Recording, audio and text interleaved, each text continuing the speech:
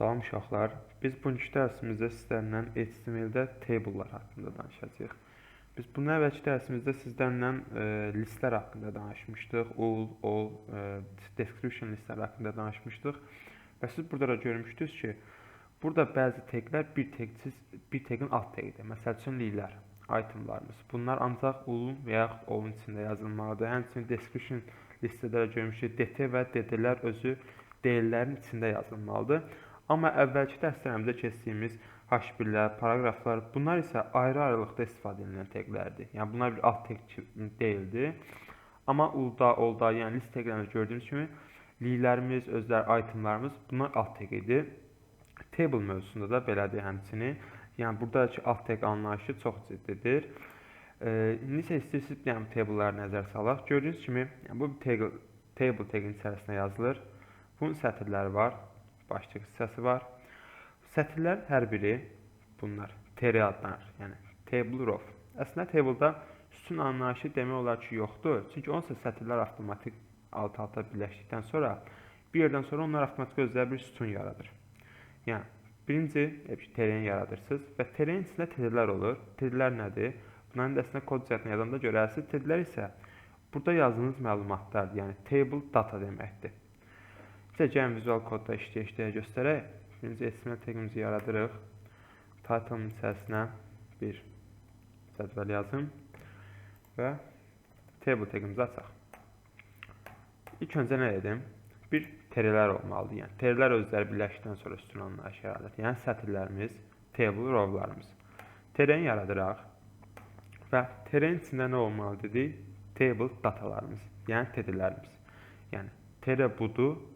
Və bu TR-nin içində table datalarımız var. 1, sonra filankəsdə, filankəsov və yaş 25. Bunları necə yazırıq? TD-mizi yaradırıq. Məsəl üçün, gəlin buraya yazaq. Yeni bir TD yaradaq.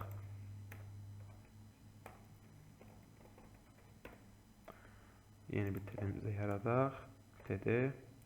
Buradakı yaşı qeyd eləyək. Sizə gəlin bunu browser üzərindən yoxlayaq. Və gördüyünüz kimi yazdığınız məlumatlar, yəni bu bir TR-dir və TR-nin içində yazdığım TD-lərim, table datalarım burada qeyd olunur. Siz isə gəlin bunu ilk öncə bir dənə çərçivəyə alaq. Məsəl üçün deyirsə bu table-dırsa, yəni bunun xəttləri hanı, niyə görsənmir? Bu əslində CSS mövzusunda bilərsiniz, amma hələlik istəsəniz bura border 1 yazaraq siz qurduğunuz table'a belə, yəni çərçivələrin içine ala bilərsiniz, border verə bilərsiniz. İndi isə danışaq növbəti sətirlər necə yaradılır. Məsəl üçün mən yeni bir insan adı daxil etmək istəyirəm. Onun da adını, soyadını, yaşını qeyd etmək istəyirəm. Necə edeyim? Məsəl üçün yazaq Ülvi. Yeni bir TD açaq, soyadını daxil eləyək. Abdullazadə. Yeni bir TD yaradaq, yaşını daxil eləyək. 21. Baxıram. Yəni birinci məlumatım olduğu kimi qalır, daxilədiyim ad, soyad, yaş. İkinci də, yəni gəlir bura düşdü, amma istədiyim kimi düşmədi. Yəni mən istəyirəm ki, bu bunun altında olsun. Uyğun olaraq adlar bir sütunda olsun, soyadlar bir sütunda, yaşları bir sütunda olsun. Niyə belə oldu? Yəni dediyimiz kimi, burada nəzər salsaz, bir TR əgər ad, soyad, yəni bu tip işləyirsinizsə, yalnız bir şəxsə məlumatları daşıyır. İkinci bir şey yaradırsa, o sizin ikinci bir TR-nizdir. Yəni bunları yeni bir TR-nin içində yazmalısınız. Amma mən kodda gördüyünüz kimi bunları bu TR-nin içində yazdım. Yəni bunu belə yazmaq qaydası belə düzgün deyil. Yeni bir TR yaradırsınız. Və bura hansı məlumatları, yəni kim haqqında məlumat daxil edəcəksə, bunu gətirib bu TR-nin içində yazırsınız. Baxaq və gördüyümüz kimi istədiyimiz alındı. Yeni bir TR-də daxil eləyək. TR. İçində TR-lərimiz. Asif. Soyad daxil eləyək. Şükürov. Yeni bir TD yaradaq. Yaşlayaq. 22. Tamam. Yəni, deməli biz hər yeni bir əgər bir şəxs haqqında məlumatımız bitdisə, yenisini yaradırıqsa və yəni bunun üçün yeni bir dənə TR lazımdır. Yəni bayaq kimi mən bir TR-nin içində yazanda görürüz ki, yəni hamısı yan-yana düzülür. Tamam, indi isə bu cədvəldə nəzər salaq. Görürük ki, burada bundan əlavə məlumatları daxil edirik. Amma bundan əlavə yuxarıda bir başlıq hissəmiz var. Bura nə yazılıb? Ad, soyad, yaş. Mən sıranı qoymamışdım. Yəni qoysaq da olar, dadını qoyarıq indi. Yəni ad var, soyad var, yaş var. Yəni bunlar burada qeyd olunubdur. Bəs bunları necə edirik? Yəni necə edim ki, mənim sütunumun yuxarısında, yəni doldurduğum sütunun nə olduğunu bilim. Yəni ora nə doldurmalıyam, onu bilim. Gələk bura. Yəni yeni bir tere yaradırıq. İçində terlər yaradaq. Qoyaq ad. Qoyaq soyad. Burada olsun yaş. Baxaq. Oldu mu? Yəni oldu. Yəni, görünüş baxımından yəni addır. Yəni bilirəm bunların altında ad var. Soyaddır. Yəni altda soyadlar düzülüb. Yəni sütunlarımın içində hansı kateqori, yəni verilmiş və nə tip verəcəm? İnsanın hansı məlumatları ona daxil edəcəm? Bunları yəni bu vasitəsilə, sütunların adı vasitəsilə ayıra bilirəm. Yalnız bu belə düzgün yoldumu? Xeyr. Yəni bunu başqa necə yaza bilərəm? Bu mövzuya qayıdacağıq. Buna qayıtmamışdan əvvəl gəlin yəni bu vaxtda danışaq ki, table'lar 3 hissədən ibarət olur.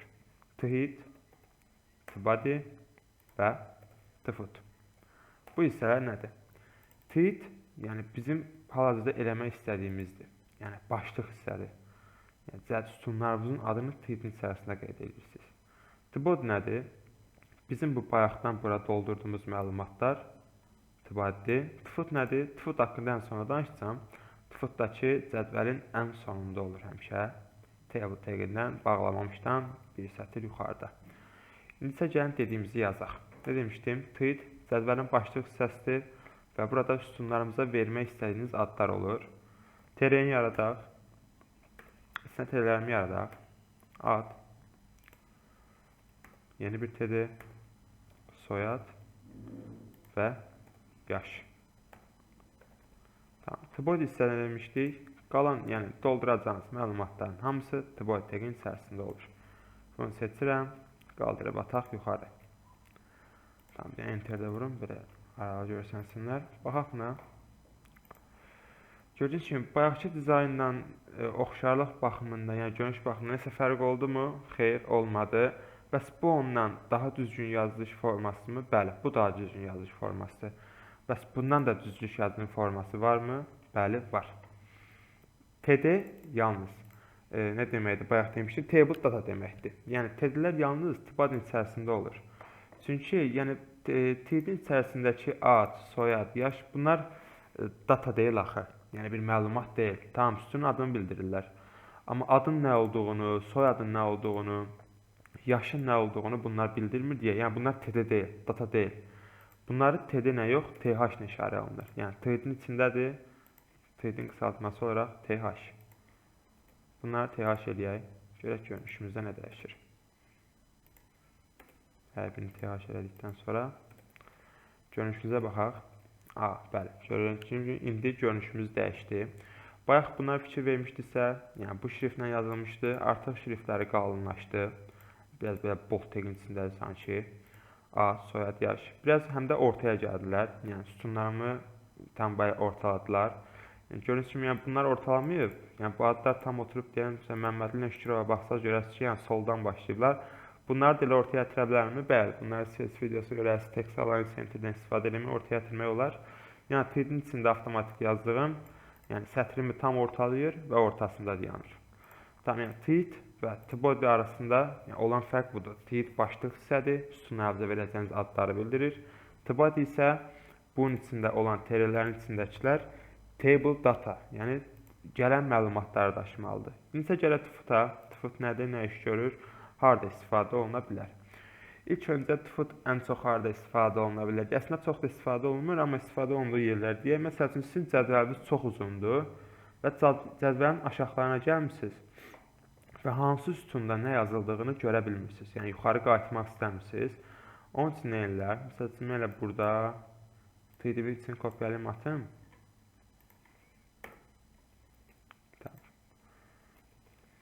Və məsəl üçün, məndə məlumat hazır deyə, çox böyük cədvəllərdə olur o və 50-60 sətirlik məlumat daşıyan. Cədvəlin ən sonlara bunu qeyd edirlər ki, yəni cədvəlin sonundasansa bile yuxarı qayıdıb hansı sütunun nə işə yaradığına baxmayasan. O aşağıda qeyd olunur. Yəni adsa baxırsan ki, bu hansı sütun idi? Ad. Düzün burada baxanda bilinir, ad nədir, soyad nədir? Yalnız elə cədvəl ola bilər ki, və ad içini oxuyub hansı sütuna aid olduğunu tutmaya bilərsiniz.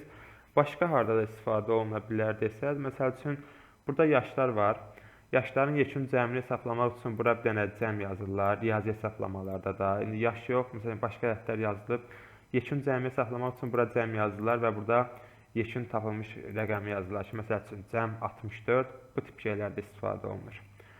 Yəni sadə table strukturu haqqında bu qədər. Yəni tufutdan çox da istifadə olunmur. Amma əsas tit və tboydan çox istifadə olunur. İlk öncə yazdığımız yolda düzgündür əslində. Yəni tboy yox idi, tit yox idi. Sadəcə terlərimiz vardı və bunların içində table datalarımız, terlərimiz vardı. Amma ən düzgün yazılış versiyası titdən və tboydan istifadə etməkdir. Yəni məsləhətli yol budur. Siz də indən əlinizi öyrəşdirib bu yolda yazmağa çalışın. İndi isə yəni biz bu cədvəli qurduq. İndi isə biraz daha mürəkkəb bir table'a baxaq. Məsəl üçün bu cədvəl. Ona oxşuyurmu? Bəli, oxşuyur. Yəni burada gördüyünüz kimi ad, soyad, ata adı, bölmə, mərtəbə, otaq, yuxarıda işçi, şöbə, növ var. Başlayın ki, nə demək olar? Yəni görünürəm ki, bunun tit hissəsi var və tibadi hissəsi var. Tit hissənin içində 2 dənə TR var. Birinci sətrində nə var? Nömrə, işçi, şöbə. İkinci sətrində nə var? Nömrə, ad, soyad, ata adı, bölmə, mərtəbə, otaq. İndi isə gəlin siz bu dediklərimizi kod üzərində yazaq. Hamısı, table tag'ini sildim. Problem deyil, təzədən yaradarıq. Table'ı yaradaq. Borderini verək.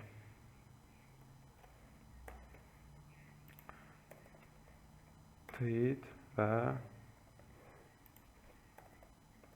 tibadi hissələrimizə yaradaq. İlk öncə başlayaq titin içərisindən doldurmağa, sonra aşağılara doğru keçərik.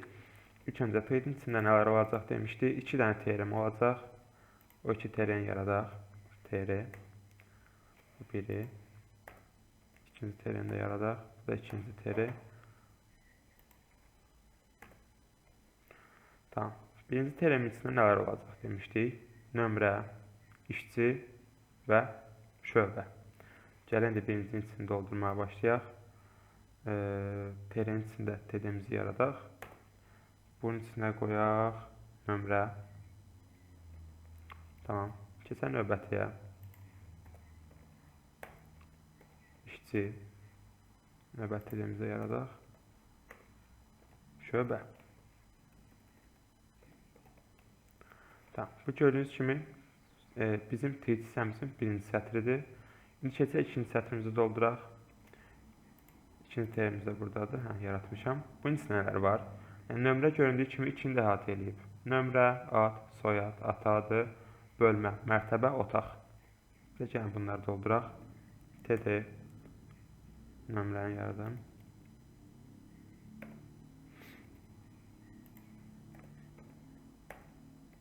Nədir o? Ad, soyad, ata adı. Tamam.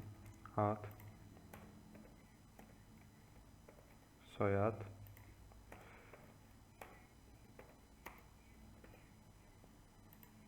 sonra nə var idi? Bölmə, mərtəbə, otaq.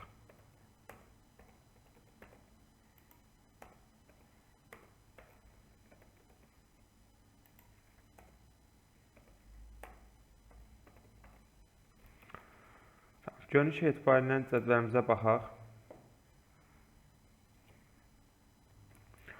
Gördüyünüz kimi, burada mənim yazdığım ata adı, bölmə, mərtəbə, otaq birinci sətrimdən kənara çox çıxıbdır.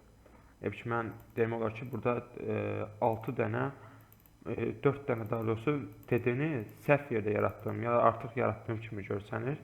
Bunun səbəbi nədir? Bura baxırıq, görürük ki, işçi özündən aşağıda 3 dənə xanı özünə birləşdiribdir. Ad, soyad, ata adı, həmçinin şöbədə. Yəni, mən burada işçilərimi 2 dənə də təkrarlasam, 3 dənə olsa, şöbəni də 3 dənə eləsəm, yəni istədiyim alınacaq kimi görsənir. Cəmdə onu yoxlayaq. Deməli, nə demişdim? İşçimi 2 dənə yaratsam, həmçinin şöbəmi də 2 dənə yaratsam, Qaydaq görmüşə baxaq. Bəli, yəni aşağı yuxarı istədiyimiz tip alındı. İşçi idi. Yəni bayaq kimi çıxıntı yaranmadı. Amma bu görünüş baxımından buna oxşayırmı? Xeyr, oxşamır. Niyə? Mən burada işçini 3 dəfə yazmışam, şöbəni 3 dəfə yazmışam və nömrəni 2 sətirdə yazmışam. Yəni burada da elədimi? Xeyr, işçini 1 dəfə yazıb, şöbəni 1 dəfə yazıb, nömrəni də 1 dəfə yazıbdır. Bəs necə edeyim ki, bu görünüşə gəlim? Bu yazmaq üçün sizə row span və call spandan istifadə etməlisiniz. Row span və call span nədir? Məsəl üçün burada nömrədən başlayaq. Nömrə şaquli istiqamətdə özünə belə neçə dənə sətir birləşdiribdir. Baxırıq, işçini birləşdiribdir və adı birləşdiribdir. Deməli, bunun row spanı 2-dir. Bəs işçinin call spanı nədir? Baxırıq, işçi özündən aşağıda özünə burada neçə dənə xana birləşdiribdir? 3 dənə. Ad, soyad və ata adı. Yəni, bu deyillərimizi kodda yazaq, sonra baxaq. Demişdim, nömrəyə nə verirəm? Row span 2. Çünki özünə üfüqi istiqamətdə, şaquli istiqamətdə, yəni belə hündürlük baxımından neçə dənə sətir birləşdiribdir? 2 dənə sətir. Mən də bura row span 2 yazdım. Sonra nə demişdik? İşçinin call spanı 3 demişdik. Çünki işçi özündən aşağıda 3 dənə xananı özünə birləşdiribdir. Gedək, işçiyə bir dənə yazaq. Call span 3. Bu işçilərə oca ehtiyac varmı? Xeyr, yoxdur. Şöbə də həmçinin işçi kimi özünə 3 dənə xana birləşdirib. Yazıram call span 3 və bu tellərimdə ehtiyac varmı? Xeyr, yoxdur. Və nömrəyə mən burada row span 2 verdim. Burada nömrəyə ehtiyac varmı? Xeyr, buna da ehtiyac yoxdur. Bunu da silirəm. Baxırıq. Bəli, demək olar ki, yəni istədiyimiz kimi alındı. Yalnız burada görürsünüz ki, ortalamayıbdır. Bunun səbəbi nədir? Mən bu hissələri burada TD-nin yox, TH-nin içində yazmalıydım. Burada TD-nin içində yazmışam. Gəlin sizə bunları bir dənə dəyişək, TH eləyək. Çünki üstün baxımdan ortalasın. Bunları TH eləyirəm. Və bir də bu hissəni TH eləyək. Əslində aşağı sətirdə belə eləməliyəm, amma onlar əslində ortalamış kimi görsənir. Amma sizə gəlin onları dəyişək. Bunları bir dənə dəyişək, TH-lara keçirək. Bir də belə eləmək, kontrol basılı halda, yəni bir neçə sətrə eyni anda yazı yazmaq istəyirsə, baxın, alt basılı və mışqanı istədiyiniz yerlərə basırsınız, onun qabağında istədiyiniz yazını yazırsınız. Tamam. Bizə baxaq. Bəli. İstədiyimiz görünüşə gəldi. İnterlərə keçirdim deyə avtomatik sətri ortaladı. Yəni, bayaq sadə dərvə quranda demişdik ki, TH-ı keçirdim deyə sətri ortaladı. Bayaq demişdik, yəni TD sətri ortalamır. Amma TH-lar avtomatik olaraq sətirləri də ortalayır, şriftlərdəki qalınlaşır. Bəli, bu görünüş rejimə oxşadımı? Bəli, demək ki, yəni birə-bir eynisi oldu. İndi isə yəni call span, row spanı bir təzədən təkrarlayıb nə işə yaradığını tam tutmağa çalışaq. Yəni, row span belə başa düşün ki, yəni, hündürlük baxımından özünə neçə dənə sətir birləşdirir? 2 dənə. Call span da belə başa düşün ki, n baxımından, yəni eni baxımından aşağıda özünə neçə dənə xana birləşdirib? 1, 2, 3. Məsəl üçün, burada işçinin default olaraq, yəni onsuz da row spanı 1-dir. Yəni, hündürlük baxımından özünə bir dənə sətir birləşdirib. Yəni, sağ tərəfində. Bunu bura yazmağıma ehtiyac yoxdur. Yəni, yazsaz da, yazmasaz da eyni şeydir. Məsəl üçün, mən gəlib bura işçiyə row span versəm 1, row span 1. Yəni, bu onsuz da 1-dir deyə. Bunu belə yazdınız, yazmadınız, heç bir fərqi olmur. Tamam. Bir də table'larınız arasında bu görürsünüz, belə məsafələr var. Border verdikdən sonra. Bunları da aradan qaldırmaq olur. Əslində, bu da CS mövzusunun dərsidir. Yəni, orada görərsiniz, border collapse, collapse-dən istifadə, table, collapse, collapse-dən istifadə edərək bunları da aradan qaldırmaq olacaq. Bugünkü dərsimizdə bu qədər. Yəni, table'ların qurulmasını öyrəndik.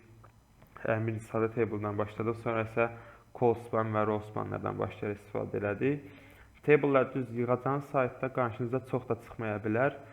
Amma yəni, bəzən çıxa bilər, istifadə edə bilərsiniz. Əslində, yəni JavaScript-də jQuery mövzusunda bunları görərsiniz. Və bir də table-ları tweet və tbad kimi istifadə eləsəz daha yaxşıdır. Bir də biz burada tbad haqqında danışmadıq. Demək, tbadın içi boşdur. Amma tbadın içində məsələn gəlib nəsə yazaq. Məsəl üçün elə bir dənə TD-lərimizi yaradaq. Adı olsun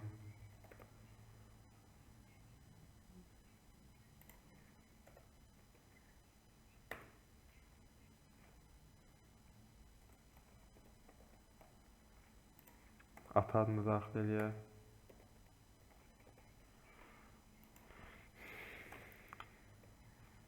TD-mizi yaradaq. Bölməsi olsun, məsəl üçün kimya. Sonra gələk yeni bir dənə TD yaradaq. Mərtəbə olsun, məsəl üçün 6 və otaq olsun, məsəl üçün 37. Bir də bunu bir dənə TR-in içində də alaq, mütləq. Sətirsiz bu olmaz. Bunu da qaldırıb atıram TR-imizin içinə. Baxaq. Və hansısa desən, nömrəni heç daxil eləməmişəm deyə bir sətir bu yandan başladı. 1. Bəli. Gördüyümüz kimi, istədiyimiz kimi, yəni department içində istədiyiniz kimi doldura bilərsiniz. Yuxarı hissəni qurduqdan sonra yəni biz bu tip çoxlu tasklar işləyəcəyik. Cədvəllər üzərində, mürəkkəb cədvəllər üzərində cospanlar, rospanlar. Yəni bu tip, yəni dediyim kimi saytlarda qarşınıza çox çıxmaya bilər, amma yəni istifadə eləyəcəyiniz yerlərdəki olacaq. Bugünkü dərsimiz bu qədər.